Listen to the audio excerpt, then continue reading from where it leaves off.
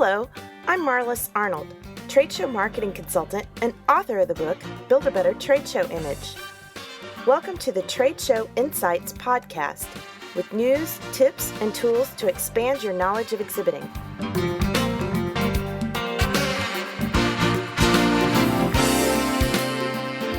Today we have the first of a two-part interview with a networking expert on tips for conferences and events to make networking more fun.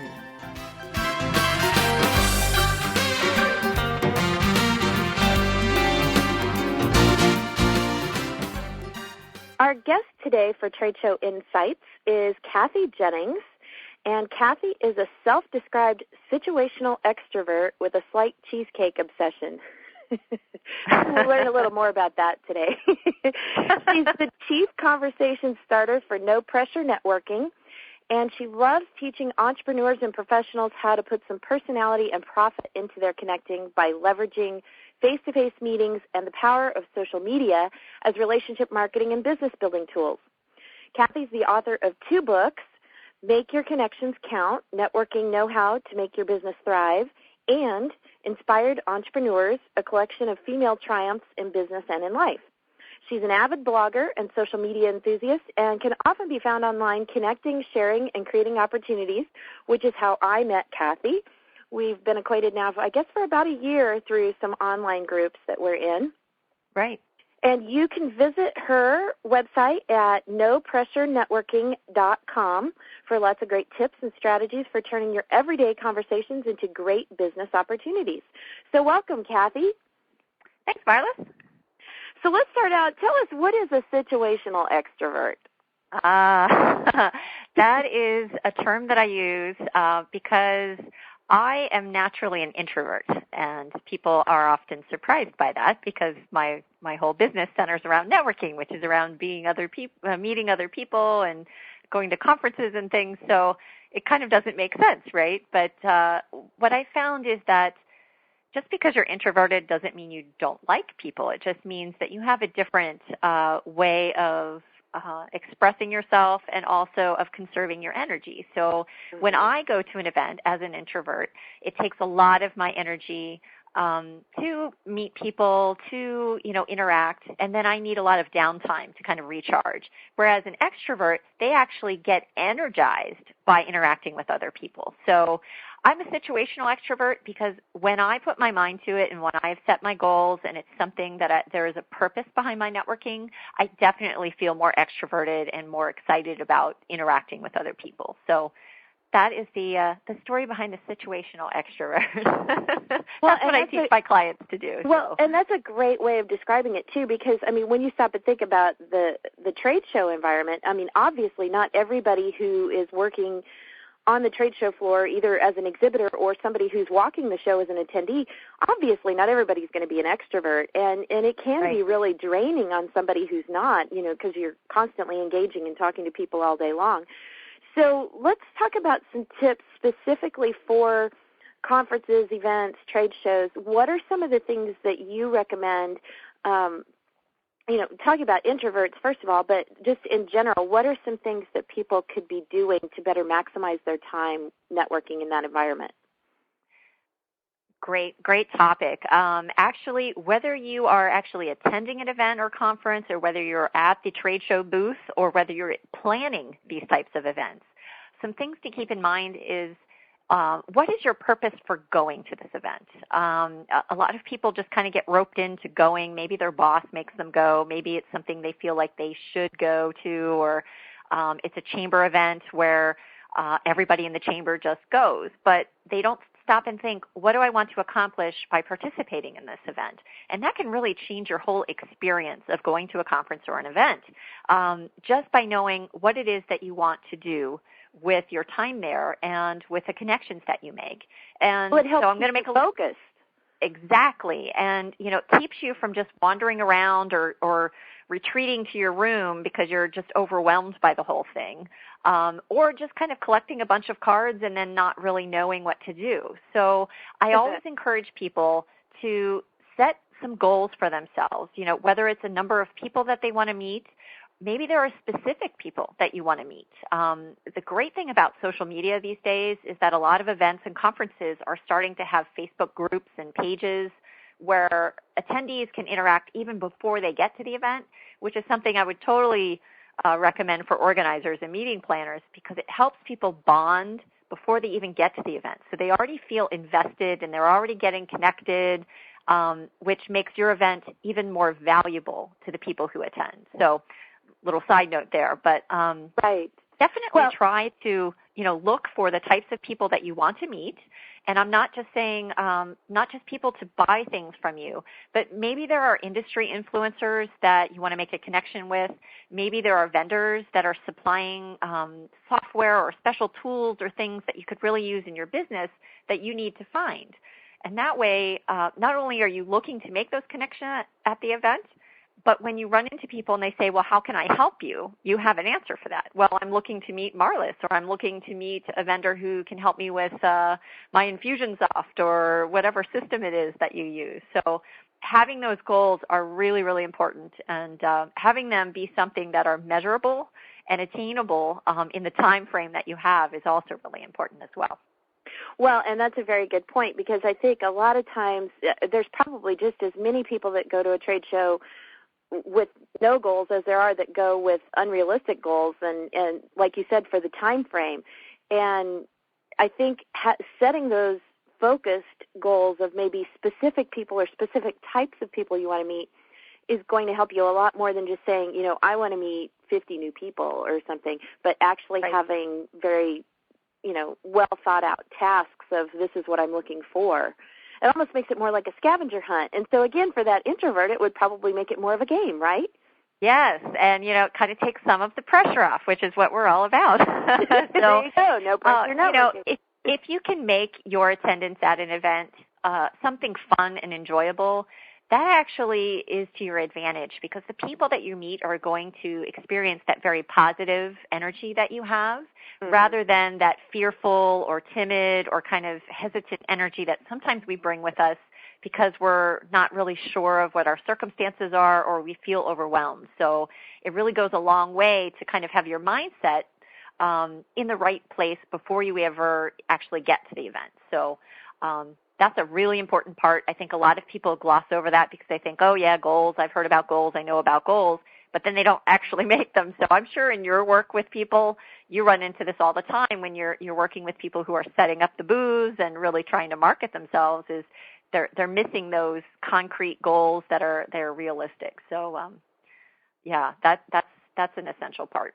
Yeah. Well, and I think it's important, too, what you said, that it's not all about, if you're exhibiting, it's not all about just who you meet in the booth. It's who you meet in the restaurant, in the elevator, in the education sessions. For me, one of my best clients came from, I took a break from the show floor, and I was sitting on a bench out in the lobby of the convention center, and the lady who sat down next to me, we struck up a conversation. So a lot of it is that awareness, I think, of being ready for the conversation wherever and whenever it happens, and not feeling like you have to be, on. Does that make sense? Absolutely. And prepping for those conversations. I think a lot of people go into networking situations and they're not really prepared to talk about who they are, what they do, what they're looking for in their business, and how they help other people. And so they get a little tongue-tied, or they kind of stumble all over themselves, or maybe they have multiple businesses. I know that you have this challenge because you have multiple businesses yourself. So you need to be prepared for each one of those and be able to talk about those. And you do a fabulous job of this. But, a lot of people go in, they're not really sure, and so they don't make the best impression.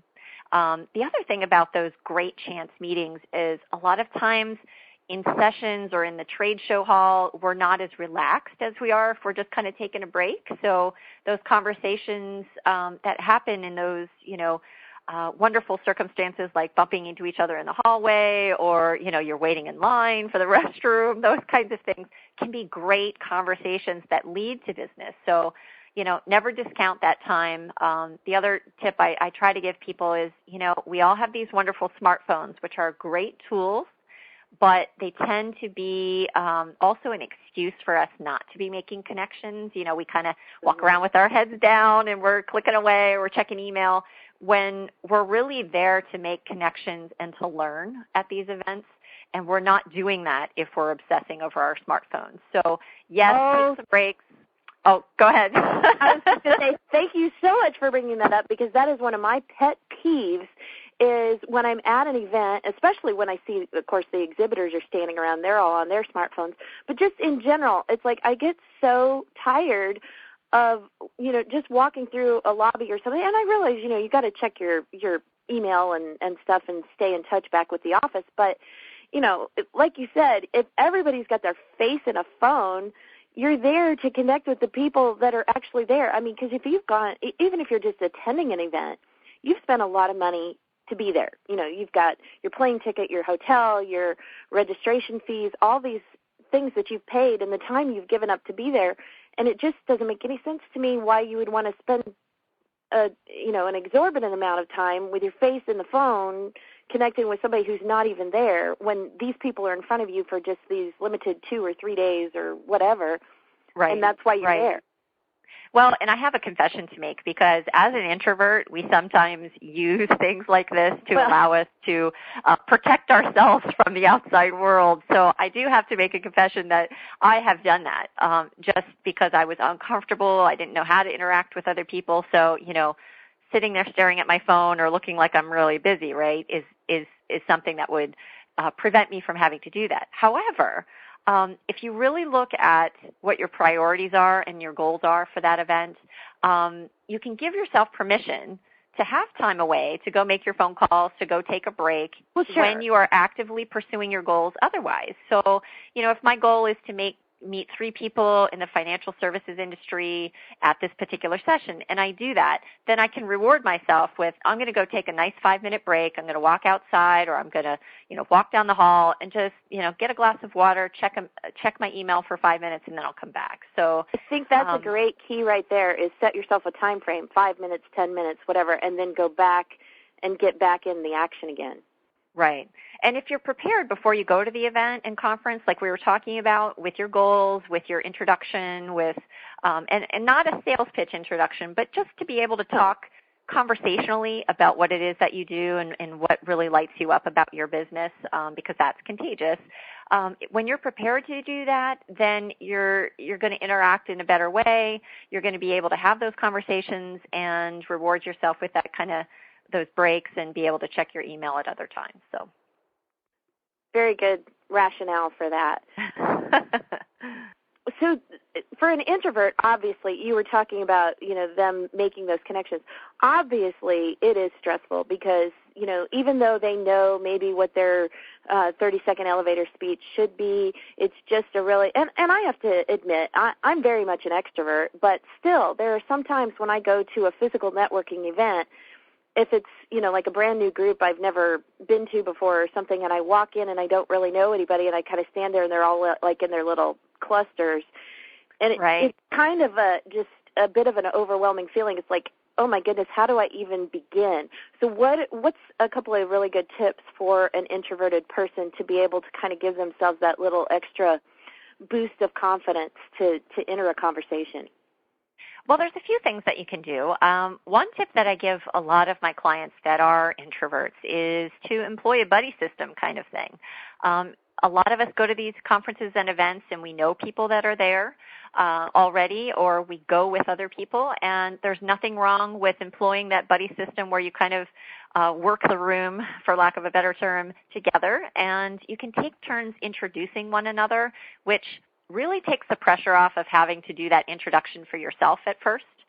When you hear someone else, this is Marlis Arnold, and, she owns these 3 different businesses, and one of them is this wonderful international tea business, and you can brag for somebody else in a way that you probably wouldn't do for yourself, especially if you're introverted. True. It releases that pressure. It also gives you a certain comfort level because you have a support system there. The only caveat to that is you don't want to end up in a corner somewhere just talking with your buddy. Well, and I could see how that could easily happen, especially if they both happen to be introverted.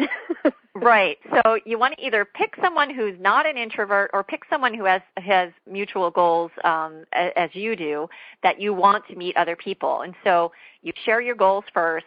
You go into the situation knowing that you're going to make these introductions for each other at least, 3 times, 5 times, 10 times, whatever it is, and then you get a break. So you can kind of help hold each other accountable and support each other. So that's one way to do it. The other thing is when you go in and you register for an event or you check in, you get your name tag, and that's your new event that you've never been to before, you don't know anybody, those people at the registration desk are there to help you. And I think a lot of times we forget that. So there's nothing wrong with saying, my name is Cathy Jennings. I'm new to this group. I was wondering if you might be able to introduce me to somebody. I have never had somebody say no to that. I have never had somebody say, well, I'm too busy for that. They can always introduce you to somebody. And just that first break of the ice really kind of puts you at ease when you're an introvert and you don't have to walk into this room of all these people that you don't know and feel overwhelmed by it. The other thing is that a lot of meeting planners and organizers of these conferences are starting to get really smart, and they have ambassadors there. And these are people who have either been to the event before, or they are people who are intimately familiar with the details of an event, of where things are and where sessions are, and they're naturally outgoing and friendly people, because that will put people at ease. That will help people connect. Never, ever not approach someone who has a special tag on that says, ask me for help. If you need help, walk right up to them and say, hey, I'm new. I was wondering if you could show me where this session is, or if you could introduce me to somebody who's, in this industry or that industry. And it really goes a long way to kind of assuaging that discomfort that we often feel when we go into an unknown situation. So those are a couple little things that we try. That's a great idea. I love the idea of the ambassador, somebody that's actually there basically as a greeter for the new attendees. A couple of other things I've seen done that event organizers have included is having a ribbon on your badge that says first-time attendee. Yes. And that kind of helps, because then people go, oh, I see you're new, and, and what do you think so far, or where are you from, or, so it's kind of a conversation starter in and of itself. And then the exhibitor show does this. That's the only one I know of that I've been to, but they have what they call Dinner with Strangers. And it's organized every night during the conference, and you sign up on the board, and they have a number of different restaurants that you can choose from, because it's in Vegas, so there's no shortage of restaurants to choose from. Right. But you can sign up which restaurant you want to go to, and then it's just like a random mix of people, a random mix of attendees that all go to dinner, meet there for dinner and have conversation. And sometimes it works great, sometimes not so much. I've participated several times, but first time I did it was probably 5 or 6 years ago, and there's a couple people in that group that I'm still in touch with. So right. It was a great way to, especially if you're at the conference by yourself, you don't have to go to dinner alone. You can go with this group of 8 or 10 people, and maybe that would be something, even if the conference doesn't specifically have an event like that, maybe that's something that you could organize yourself and put together a group of people to go to dinner or something. So absolutely. That's an idea. And never underestimate the power of making an invitation for somebody else. We seem to think that everybody else is fine with networking and entering these rooms, and we're the only ones that feel any discomfort, which that is not the case at all. I mean, I have met super accomplished men and women who are scared silly when they go into networking events. And so having someone say, hey, you want to join us for lunch? You don't have to know that person. You don't have to know anything about them. Just making that invitation, you get to know them over lunch. I did this one conference I went to probably 8 years ago, and it was a real stretch for me. It was one of the first big conferences I ever attended, but I decided, I made a goal for myself. I said, the next 4 people I meet, I'm going to invite to lunch. And so I did. And the 5 of us went to lunch. We had a great lunch. 2 people there actually ended up creating a product together. Wow. And me and another woman are still in touch to this day, and it was just over lunch. It was just over lunch. So you never know where those great connections are going to happen. And I was seen as this outgoing facilitator of this event, even though all I did was invite people to lunch, and I hardly said a word. But that's an awesome example, though, of, you don't have to be somebody official in order to organize a group of people and exactly. start making those connections. So I think that's a great idea and something that anybody can incorporate at any event they go to. Right. And you know what? The worst thing they can do is say, I have other plans, and you say, hey, no problem. Have a great day and on to the next. Never take it personally. People are there for different reasons. They may already have other obligations, or they may be more introverted than you, and that scared them more than anything to have lunch with someone they didn't know. So no worries there. No, never take it personally. Yeah, that's good advice. So, and like you said, whenever you make the invitation, there's always going to be that risk of somebody's going to say no, but it's not the end of the world. Right. Exactly. We all survive. Yeah, exactly. Just ask somebody else instead. You've got space for another one. That's right.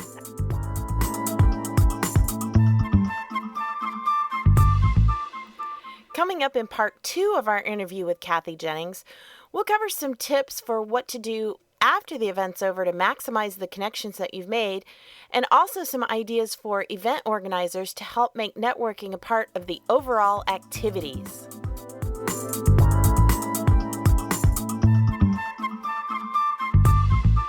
Trade Show Insights is protected by the Creative Commons copyright license. You may feel free to share this recording with colleagues as long as it is shared in its entirety and is not used for commercial purposes. To learn more, please see the link in the show notes. Well, that's it for this episode of Trade Show Insights. Be sure to check out our show notes at tradeshowinsights.com. Until next time, I'm Marlis Arnold.